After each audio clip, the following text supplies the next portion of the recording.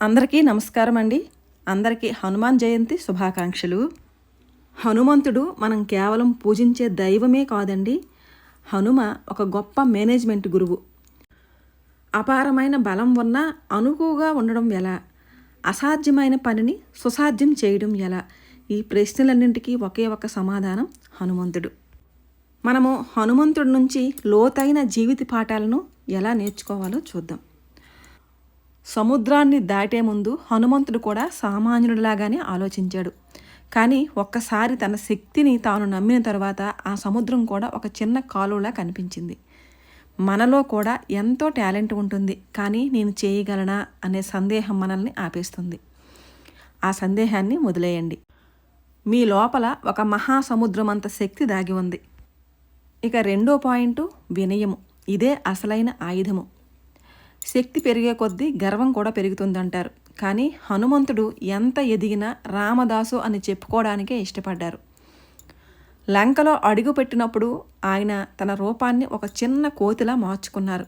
అంటే పరిస్థితిని బట్టి మనల్ని మనం తగ్గించుకోవాలి, కానీ లక్ష్యం దగ్గర మాత్రం పర్వతమంత ధైర్యం చూపించాలి. మూడవ పాయింట్, కంఫర్ట్ జోన్ నుంచి బయటికి రండి. సముద్రం దాటేటప్పుడు మైనాక పర్వతం వచ్చి విశ్రాంతి తీసుకోమని కోరుతుంది. కానీ హనుమ లక్ష్యం చేరే వరకు విశ్రాంతి లేదు అని సున్నితంగా తిరస్కరిస్తారు. మనకు కూడా విజయం వైపు వెళ్తున్నప్పుడు సోమరతనము, విలాసాలు అలసట రూపంలో ఎదురవుతాయి. వాటిని దాటుకొని వెళ్ళినప్పుడే లంక అంటే మన లక్ష్యం చేరుకోగలము. ఇక ఐదవ పాయింట్, నాయకత్వ లక్షణాలు, లీడర్షిప్.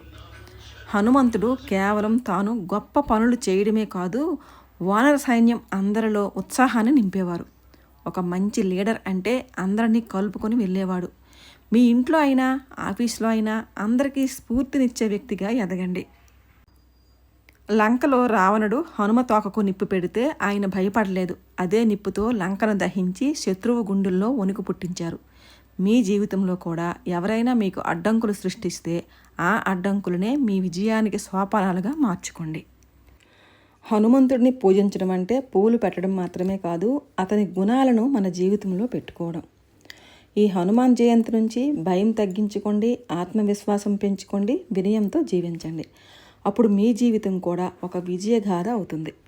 ఇక్కడ నేను స్వామివారికి అష్టోత్తరం చదువుకుంటూ ఒక్కొక్క నామానికి ఒక్కొక్క తమలపాకు పెట్టి అలాగ చదువుకుంటూ పూజ చేశానమాట. ఆకు పూజ నాకు చాలా హ్యాపీగా అనిపించిందండి. ఆకు పూజ అయిన తర్వాత చక్కగా స్వామివారికి నైవేద్యం సమర్పించి మంగళహారతి ఇచ్చి పూజనైతే ఇలా ముగించుకున్నాను.